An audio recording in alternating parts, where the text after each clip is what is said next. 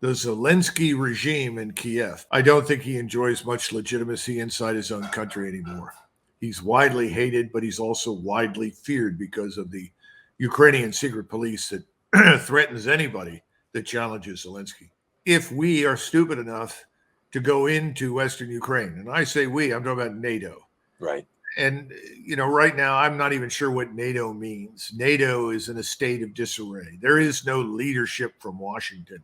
But the point is, if they're dumb enough to go into Ukraine with the idea of positioning themselves in front of Odessa or something, they'll be destroyed.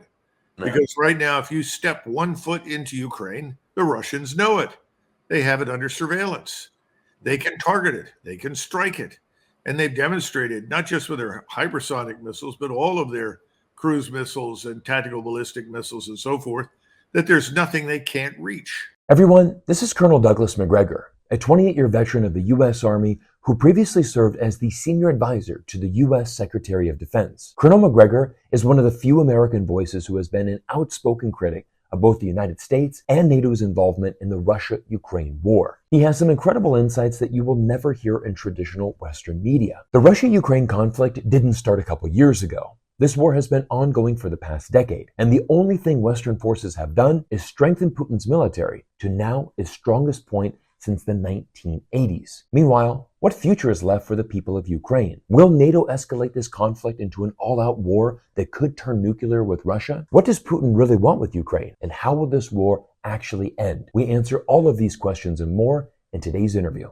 Let's begin. Well, everyone, I'm very honored to welcome back into the studio Colonel Douglas Macgregor. He is the CEO of Our Country, Our Choice. Colonel, thank you for being here today. Happy to be here. Absolutely. Colonel, I want to start today's conversation by talking about Russia and Ukraine. We're now entering the third year of this conflict, or I would say the most recent conflict. Of course, if you study the history, it goes back much longer than that, really starting in 2014. But we're at a point now where there's a lot of minds that are speaking out about this. And I want to bring up a recent article from Stephen Walt, a very famous international relations professor at Harvard, who wrote this column I thought was interesting. NATO should not accept Ukraine for Ukraine's sake. And I want to follow that by a tweet that you had sent out. There's nothing in the NATO treaty that requires us to do anything in Ukraine. Wake up. Colonel, expand upon this. Tell us more about this. Well, Stephen Walt's a very thoughtful and balanced man who's written a number of great books over the years. And he's right. This whole business about Ukraine is completely unnecessary. It really got off the ground in a major way in 2007 and 2008 after the NATO conference in Budapest. We made the decision back in the 1990s to expand NATO far to the east after we'd made solemn promises not to do so. So it was inevitable that we would end up in conflict with Russia. And that point was made clear by Ambassador Burns in Moscow under the Obama administration. He's the man who is now directing the Central Intelligence Agency. And he said, no means no. And if you push it to the limit, you're going to end up at war with Russia. President Putin, who initially wanted very much for Russia to join NATO, made these points clear again and again. So what happened was unfortunately made inevitable by our policies. Now, what's happening today? Let's put it this way. The Zelensky regime in Kiev, because I reject the notion that Zelensky is the popularly elected leader of Ukraine. I have serious doubts about that. I don't think he enjoys much legitimacy inside his own country anymore. He's widely hated, but he's also widely feared because of the Ukrainian secret police that threatens anybody that challenges Zelensky. He is now a fatally wounded animal. He's dying. His regime is dying. Ukraine is defeated. And as a result, he's striking out in any way that he can as a last gasp effort to, one, persuade people that there is some life left in his regime, two, that he could miraculously recover and win, and three, as a matter of personal vengeance for what he thinks is being done to him. Now, what does this amount to? Well, you just saw this terrorist attack in Moscow. These people were not jihadists. If anything, I would characterize them as mercenary thugs. They appear to be Tajiks, but there may be others from Central Asia. They just happen to be Muslim. They were promised a great deal of money if they would go to Moscow and commit this atrocity. The whole thing seems to have been rather haphazardly planned. However, they did find a cache of weapons inside the country that they were directed to. That smacks of CIA, MI6 work. They picked the weapons up, they went in, they committed the atrocity, and then stupidly got into the same vehicle they used to get there and then tried to take the same route back to Ukraine from which they came. Those are things that normally any capable insurgent or spy or espionage agent would never do.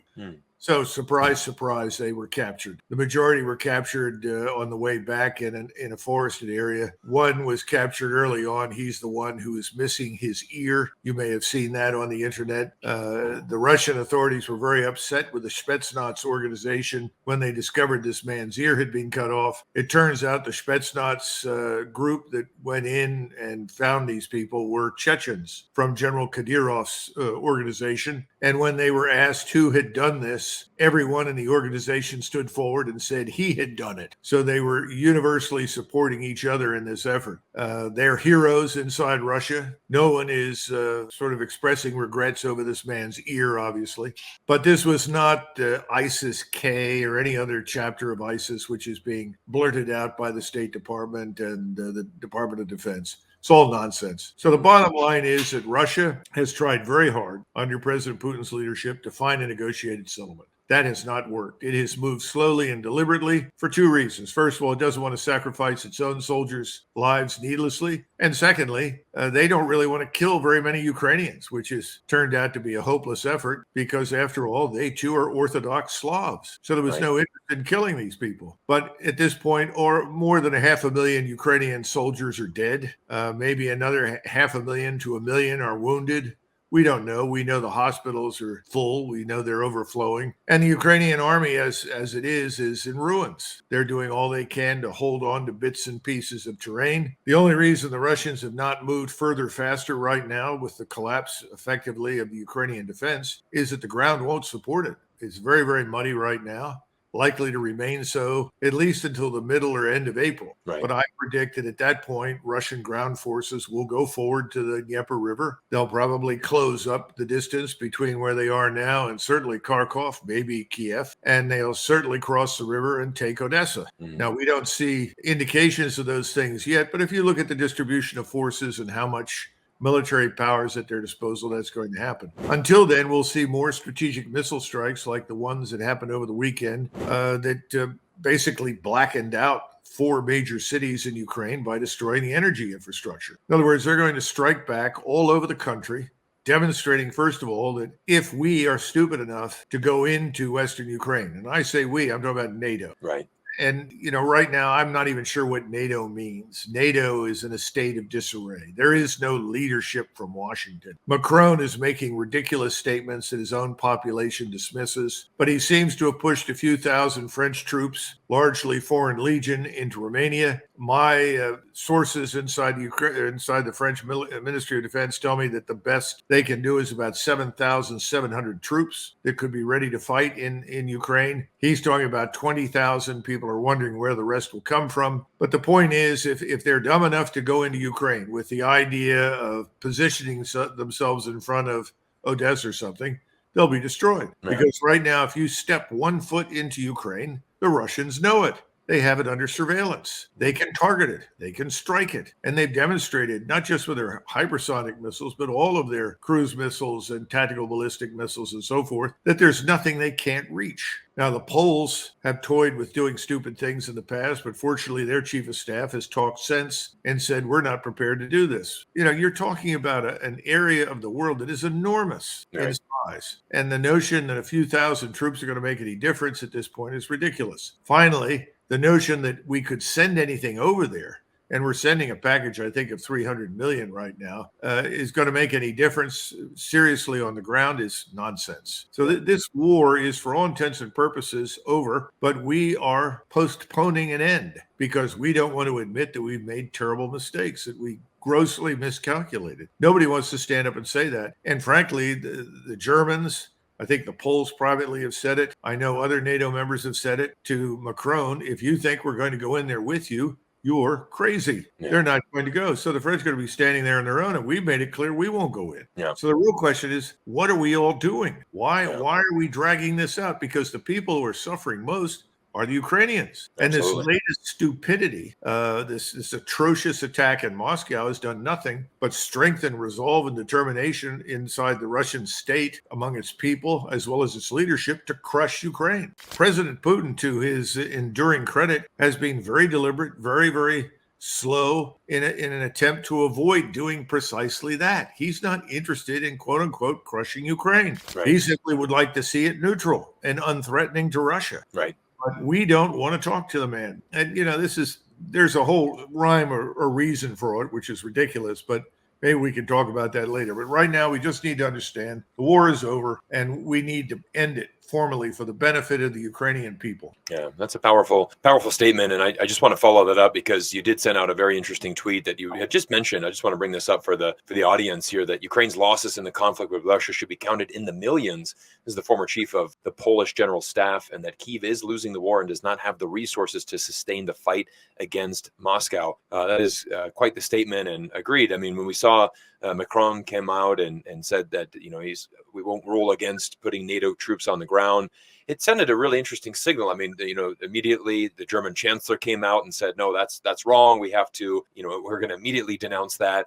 And it just does seem that NATO does not have a clear mission on what they're really trying to do. Some people here in the United States are saying, well, let's just get Ukraine. Let's give them a pathway to NATO membership, which is only going to make things worse. But, how is this going to end, Colonel? I mean, what is really the next step here, with Washington and how they're doing it? Are we going to be able to, turn the tides here and actually change our policies? Or is this just going to continue into an endless war that, as you said, is most devastating to the Ukrainian people? Well, that's an important question. Let me answer it this way. Right now, inside the Beltway, you have a cabal of people that call themselves globalists. Now, we could spend a long time trying to figure out what globalism is all about, but effectively, it's about people who've decided to appoint themselves as God and determine how everyone everywhere should live. In other words, the LGBTQ plus whatever it is agenda, plus the destroy the family agenda, plus atheism agenda,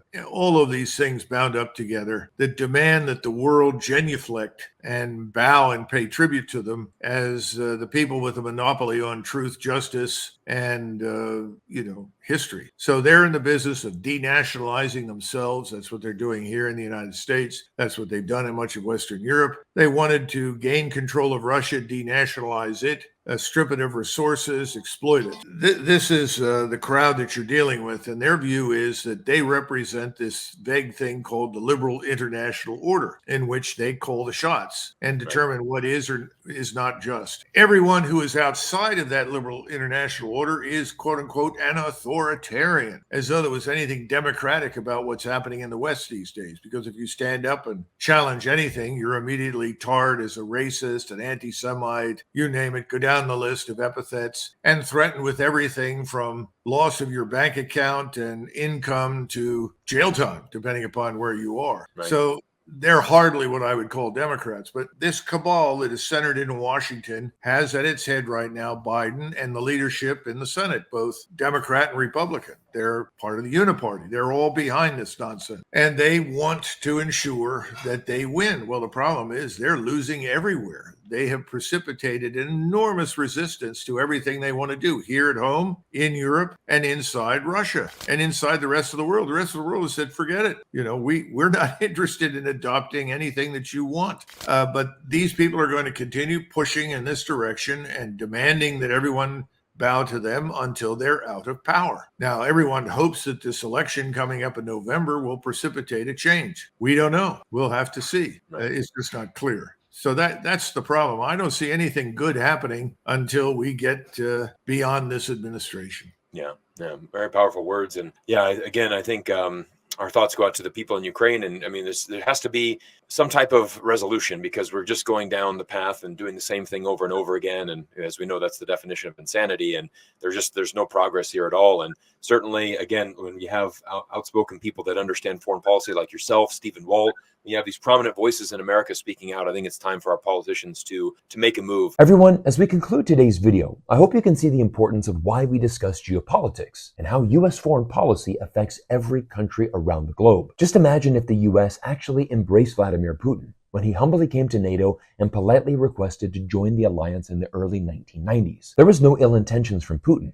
Remember, NATO was formed to counter the Soviet Union. Once that union collapsed, what is the purpose or function of NATO? Putin wanted to join and be included in Western society. But like the Colonel said, we have a huge problem in Western society today with globalists. People who believe that only a small group of nations are just and right, meanwhile every other country is on the outside looking in. Decades of this thinking and the U.S. making terrible foreign policy decisions has led us to where we are today. Everyone, stay tuned for more, as this is part 1 of a new 3-part series with the Colonel. Next, we discuss Israel's war in Gaza and the future of the United States, including the controversial 2024 presidential election. Click here for our other interview with Colonel Douglas Macgregor, and I thank you all for your support and look forward to seeing you all in our next video soon.